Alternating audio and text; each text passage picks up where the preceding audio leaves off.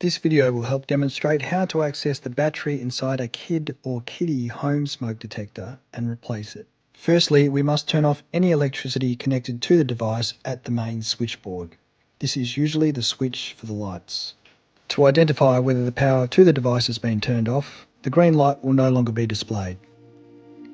To access the battery, simply push in the release clip and gently pull down the cover so it swings open on its hinge.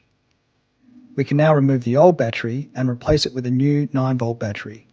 Be sure to match the battery terminals up correctly, then close the cover back up.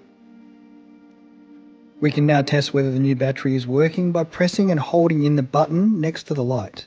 It should beep to indicate it is working.